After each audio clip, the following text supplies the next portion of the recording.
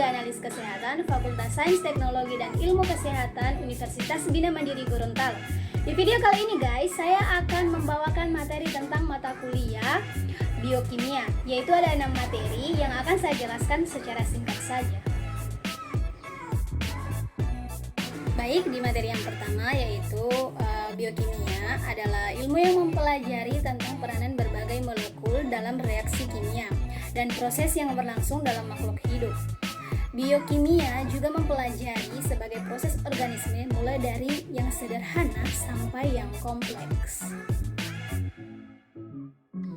Materi yang kedua yaitu hidrokarbon, merupakan sebuah senyawa yang terdiri pada unsur atom karbon dan unsur atom hidrogen. Nama senyawa hidrogen ada alkana, alkuna, alkena.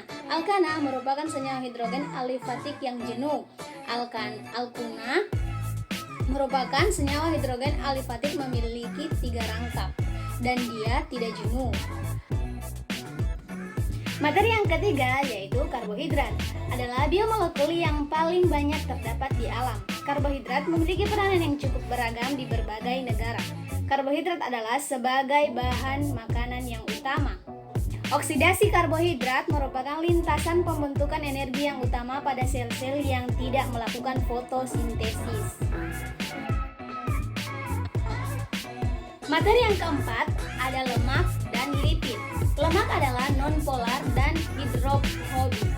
Pada sel makhluk hidup, lemak berfungsi sebagai struktural, misalnya komponen membran plasma, hormon, vitamin.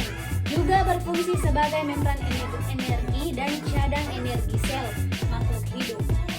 Kemudian ada lemak jenuh dan lemak tak jenuh. Lemak jenuh itu menyebabkan tingginya tingkat kolesterol yang jahat, dan lemak tak jenuh membantu menurunkan kolesterol yang jahat. Kemudian lipid. Lipid adalah suatu senyawa yang sangat diperlukan dan memerlukan senyawa heterogen dan jaringan lipid. Dan jaringan lipid juga adalah senyawa yang dapat disarikan dari sel jaringan oleh pelarut organik dan nonpolar. Baik, golongan lipid yang kita kenal itu ada lipid sederhana, merupakan ester senyawa dengan berbagai alkohol, dan ada lipid gabungan. Materi yang kelima yaitu enzim. Enzim adalah biokatalisator yang mempercepat reaksi biologis tanpa ikut bereaksi. Enzim tersusun atas 2 bagian, yaitu apon enzim dan gugus prostetik. Apon enzim adalah enzim yang tersusun dari protein, sedangkan gugus prostetik adalah enzim yang tersusun dari non-protein. Ada 4 sifat khas dari enzim, yaitu biokatalisator, bekerja spesifik, bersifat bolak-balik, mirip dengan protein. Materi yang keenam, inilah materi yang terakhir, asam amino dan protein. Asam amino merupakan monomer satuan pembentukan protein, suatu senyawa yang mempunyai 2 fungsi amino dan karoksil. Struktur asam amino merupakan biomolekul kecil, memiliki struktur umum yang saya gambarkan seperti ini guys.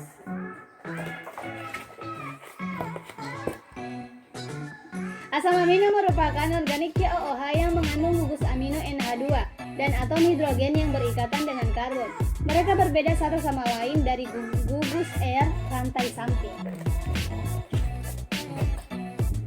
Protein merupakan zat gizi yang sangat penting karena yang paling erat hubungannya dengan proses-proses kehidupan.